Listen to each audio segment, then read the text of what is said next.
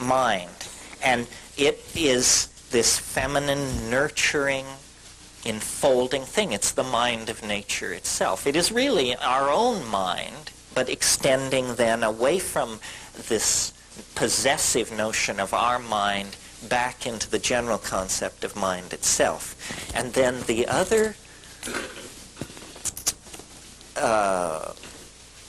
pole, or the other motif encountered in this situation is trickier to envision. I call it the transcendental object at the end of time.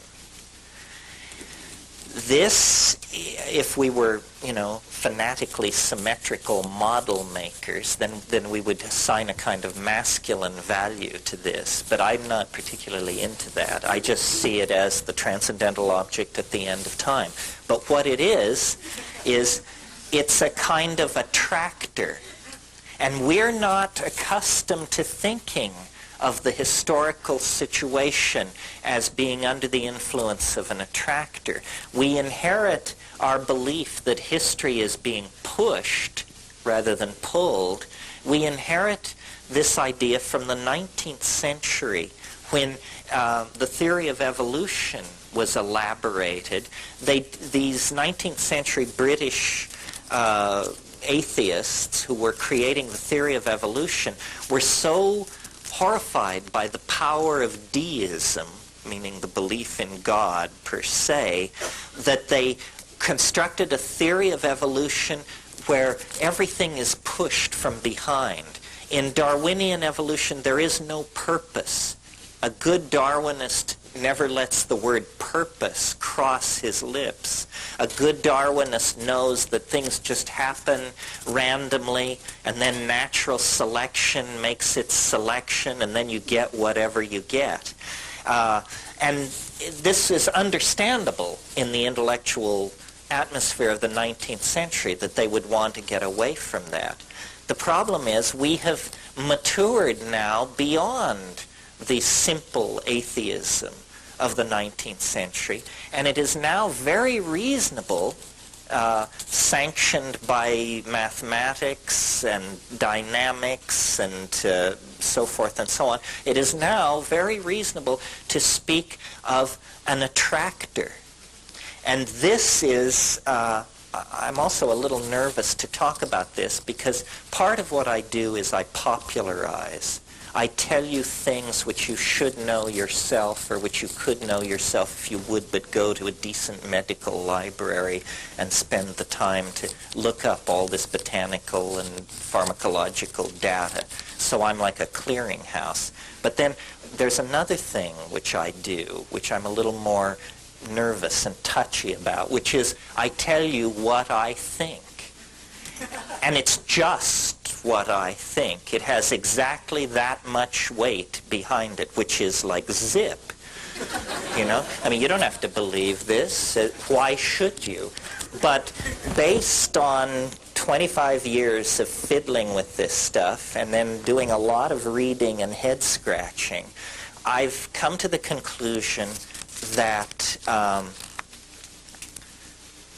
there is a transcendental object ahead of us in time. You can call it God, you can call it Jesus, you can call it her, you can call it flying saucers from Zeta Reticuli, or the Pleiades. I want to get all factions here. Or Zenebel Ganubi, my favorite stellar origin point. But whatever you call it, it's an attractor. It lies ahead of us in the future, and all of human history is being channeled toward it, pulled toward it. And I see the entire history of the universe as the history of a journey across a landscape of energy and matter toward union with this transcendental object. And I have a theory of history, not the mathematical one. Don't bolt for the door. No, this will be a cocktail party version of the theory of history. I have a theory of history, which is the universe is a novelty producing and conserving engine of some sort. That's what we're inside, folks. A novelty-making machine. Now, what do I mean by novelty? People say, you mean like little plastic bugs and puzzles inside plastic capsules? Is that what you mean by novelty? No, you idiot. Of course not. By novelty, I mean something that has never been seen before, something unique, the new connection. I always think of the symbolist poet Lautréamont, who said, I am fascinated by the kind of beauty that arises when a bicycle meets a sewing machine on an operating table. Now that's novelty, folks, because you just don't get that every day. So the universe is a novelty-producing engine. It not only produces novelty, but it then preserves it and builds upon it. So if we now look at the story which science tells us, and it's an interesting story, by the way. If you think I say things which are highly unlikely, notice that I do not ask you to believe that the universe sprang from a point of matter smaller than a proton in a single instant. This is the position of science.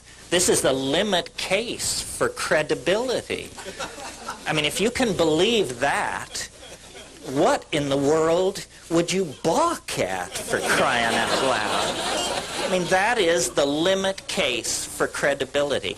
So, science tells us that the universe sprang from nothing in a single instant, and that it was very hot. Very hot.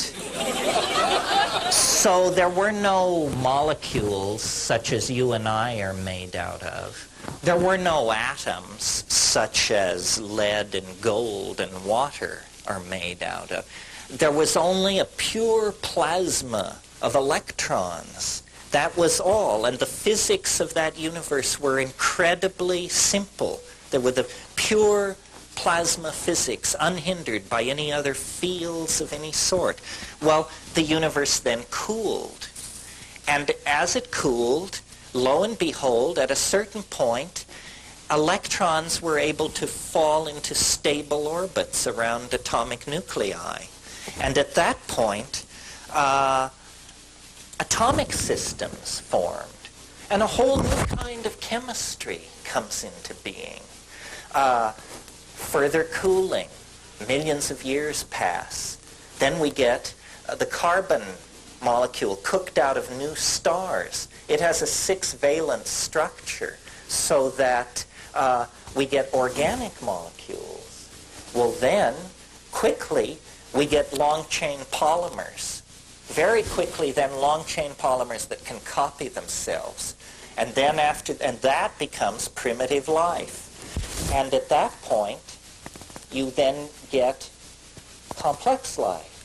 And then sexuality, meaning gene mixing, as opposed to the previous thing, which was vegetative, like making cuttings from plants. Well, do you see what's happening? At each successive stage, the previous level of complexity is not only retained, but used to build upon toward the next level of complexity.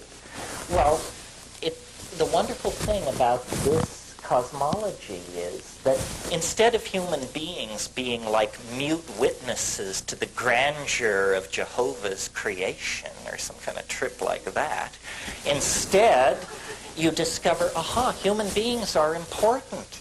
We are more novel than anything else in nature.